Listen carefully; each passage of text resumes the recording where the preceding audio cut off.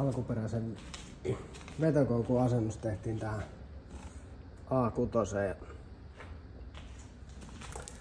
Tää on nyt kääntyvällä koukulla toi systeemi. Siinä on puskuriin leikattu reikä ja purkuautosta saatiin semmonen johtosarja, jossa oli tämä boksi ja kaikki piuhat. Mitään ihan suoraa plug and play hommaa ei periaatteessa ollut suoraan liittimeen, mutta tänne on nämä 3 sulaketta on nyt tuolle koukusarjalle ja tuolla on vielä sitten 4. Eli periaatteessa 4 piuhaa. 4 piuhaa, joille tarvii virtaa ja yksi on 20 ampeerinen ja sen huomaa, se on selkeästi paksumpi kuin muut. Ja sitten muut on 15 ampeerisia.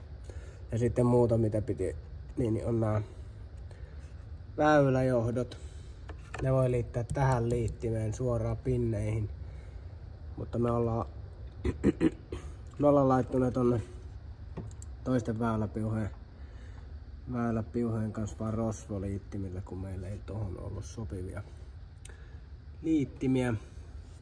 No sit siellä on vedetty maihin 1 piuha ja sit menee tämmönen 1 punamusta menee tänne. Siellä on semmonen mukavuusmoduuli.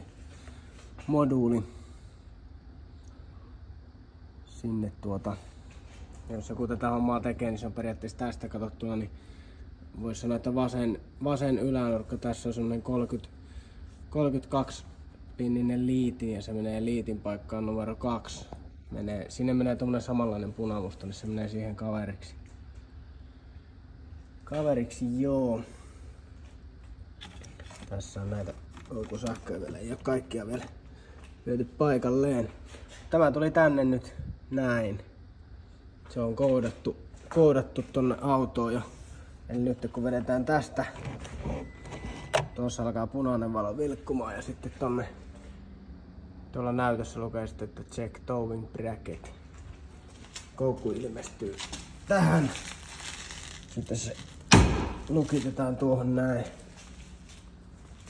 Sitten kun se on lukitettu, niin tuo palaa taas vihreän. Ja sitten kun halutaan laittaa toi pois tuo koukku, niin vedetään taas tosta ja se vilkkuu taas punaisena ja sama homma taas. Ja sitten työnnetään se tonne ja sitten se lukittuu noin. Tässä on vähän infoa, jos tämmöstä alkuperäistä settiä meinaa jälkiasentaa, että mitä se vaatii. Tänne on sitten tuolla VCDS:llä tai Wacomilla ruksattu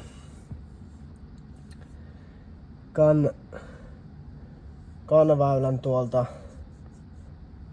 niinku installation listasta on ruksattu numero 69 eli vetokoukku ja sitten se on tallennettu sinne.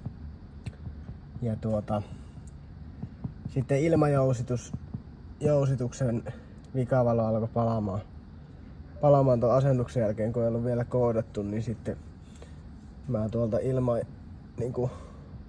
tuolta level control kohdasta tuolta VCDS:stä, niin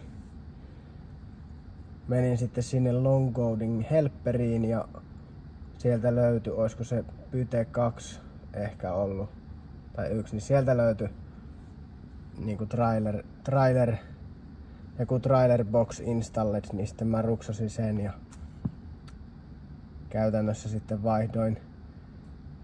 Ja nykyinen koodi saattoi olla 008000, niin nyt tuli sitten 008001. Et 1 numero sieltä vaan vaihtui.